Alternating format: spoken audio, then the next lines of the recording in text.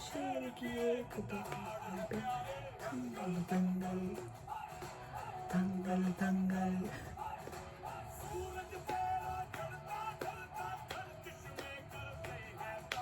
दंगल दंगल दंगल दंगल।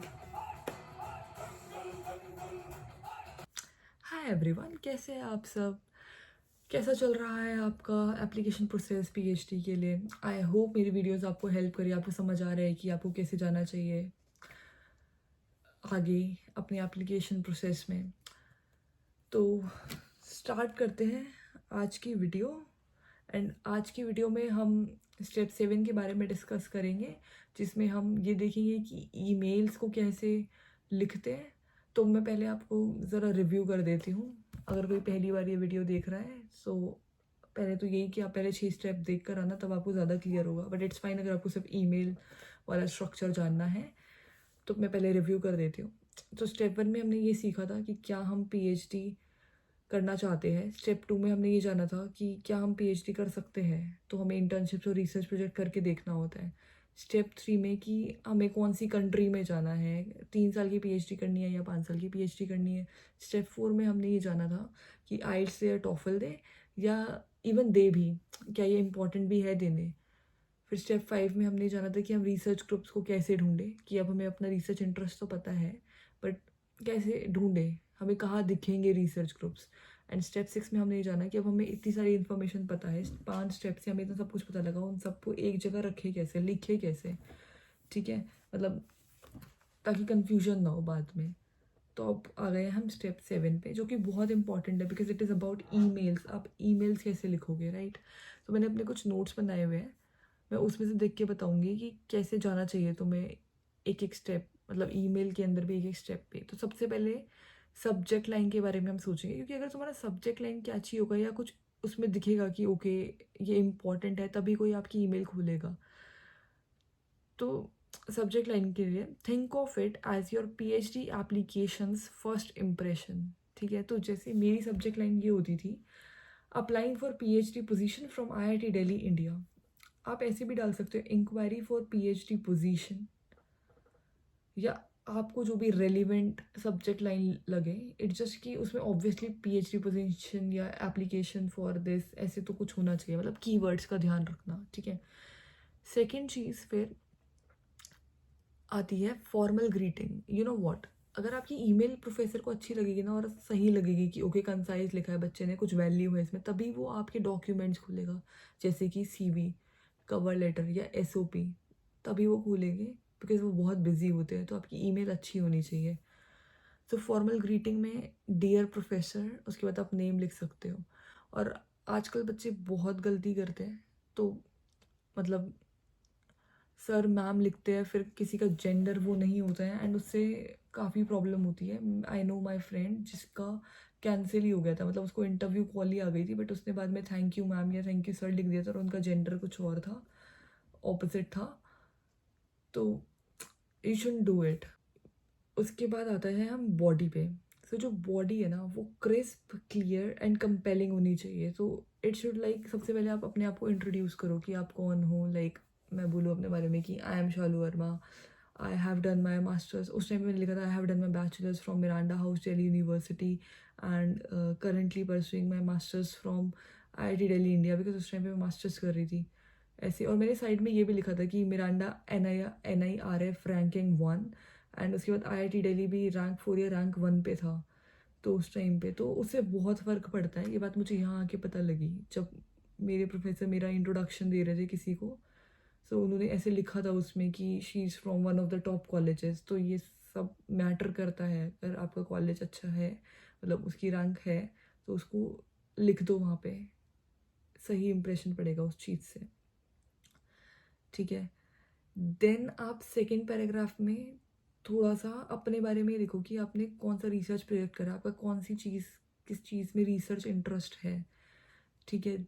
2 line में लिखना ये। उसके बाद थर्ड पैराग्राफ में लिखना कि आपने उन प्रोफेसर का ये पढ़ा, ये पेपर पढ़ा एंड आपको बहुत इंटरेस्टिंग लगा एंड आप उनके रिसर्च में वैल्यू एडिशन ही करोगे बिकॉज आपका ये एक्सपीरियंस है, आपको एक्सपीरियंस है ये मतलब लिखना मत क्या क्या एक्सपीरियंस है, बस ये लिखना कि आपको एक्सपीरियंस है। आप कवर लेटर में लिखना क्या क्या एक्सपीरियंस है, अदरवाइज मेल बहुत लंबी हो जाएगी। एंड उसके बाद बस क्लोजिंग मतलब एंड में ये लिखना कि you are really enthusiastic about this position.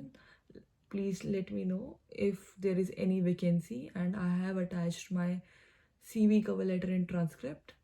And then आप लिख देना कि अगर आप आइल्स दे रखा है आपने तो ये भी बढ़िया। मैं लिखती थी बाद में कि I will be appearing for IELTS. उसके बाद आप ये डाल सकते हो कि thank you for your time and consideration. And ending ऐसे की जा सकती है वार्म रिगार्ड्स, आपका नाम। और उसके बाद अगर आपको कुछ और लिखना है तो नीचे थोड़ा डैश डैश डाल के अपना पूरा लिख दो कि जैसे मैं लिखती थी Shalu Verma, department of chemistry, Indian institute of technology, Delhi, नीचे दिल्ली, इंडिया। तो उससे थोड़ा सा एड्रेस हो जाता है आपका, तो मेल कंप्लीट सी लगती है। तो आप ऐसे कर सकते हो। और अगर आपको टेम्पलेट देखना है तो मैंने अपने लिंक्डइन पेज पे डाला हुआ है इसका टेम्पलेट।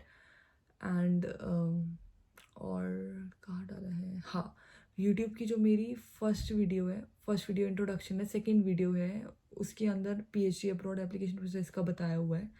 उसमें चैप्टर्स बने हुए हैं। उस यूट्यूब वीडियो में जाके डायरेक्टली ईमेल का देख लेना, तो वहाँ आपसे आप स्क्रीनशॉट ले सकते हो कैसे करना है। इट्स जस्ट कि मैंने वो उस टाइम पे की थी तो उसमें कुछ एरर्स है, जैसे कि मैंने बीच में कैपिटलाइजेशन यूज़ किया हुआ है, तो ऐसे यूज़ नहीं करते। ग्रामर का ध्यान रखना ईमेल करते हुए। मेरी थोड़ी मिस्टेक्स थी उस टाइम पे, मैंने किसी से चेक नहीं कराई थी मोस्ट प्रॉब्ली, इसलिए थोड़ी मिस्टेक थी। And I was also a master student during that time, but अब नहीं करती हूँ मैं वो गलती। तो अब आप वो किसी से चेक कराना, या आप तो ChatGPT है या ग्रामरली है, इनसे चेक करके ही भेजना ईमेल। ओके, अब आती है बात की प्रूफ रीडिंग। वही मैंने जो बताया आपको, प्रिसीजन इसकी सीरियसली जितना प्रोफेशनल एंड करेक्ट करोगे ना उतना बेटर चांसेस है आपके। बहुत लोग ईमेल्स भेजते हैं प्रोफेसर्स को, they are really busy, so try to outshine. उसके बाद फॉलो अप की बात आती है कि जैसे आपने ईमेल भेज दी अपने डॉक्यूमेंट्स के साथ, ठीक है, तो अब आपको ये भी देखना है कि उनका ईमेल बैक आया है नहीं, कि गलती से मिस तो नहीं हो गई। तो 1 हफ्ते बाद आपको रिमाइंडर ईमेल भेजनी है। मैंने कभी रिमाइंडर ईमेल नहीं भेजी, मुझे पता नहीं थी ये वाली बात। अगर भेजती तो मे बी कोई 1-2 प्रोफेसर्स देख लेते out of hundreds, but it's fine अब तो। बट आप ये कर सकते हो, reminder emails are important, I think so. इससे ये भी लगता है कि you are interested. Then pick the perfect time, ये काफ़ी इंपॉर्टेंट है। अब ऐसा नहीं है कि मैं जैसे इंडिया में बैठी हूँ तो मैं अपने सुबह कर रही हूँ, उस टाइम पे उनकी रात हो रही हो, तो ऐसे तो लॉग मतलब और ईमेल्स आएगी तो आपकी ईमेल नीचे चली जाएगी। प्रोफेसर्स का वर्किंग टाइम यूजुअली 9 to 5 होता है। अगर आप उस कंट्री का टाइम देख के उस टाइम पे शेड्यूल करो ईमेल्स को तो वो बेस्ट है। हाँ, ये चीज़ मुझे पता थी उस टाइम पे, थैंक गॉड मैंने दिमाग लगाया था ये वाली चीज़ का। तो मैं इंडिया के अकॉर्डिंग 11 या 12 बजे भेजती थी उस टाइम। यूरोप में भेजती थी मैं स्टार्टिंग में, तो उस टाइम पे वहाँ मॉर्निंग होती थी, 4 या 4.5 या 3.5 घंटे का डिफरेंस होता है वहाँ। तो आप ऐसे करना, ठीक है। सो आई थिंक इन पॉइंट्स से काफ़ी हेल्प हुई होगी आपकी। एंड बाकी अगर आपको ये पॉइंट्स कंसाइज वे में चाहिए तो मेरे लिंक्डइन पोस्ट पे आप जाके देखना, it will be really helpful. I hope this video helped you. So stay tuned for the next step. I'll see you in the next video. Thank you so much for joining in.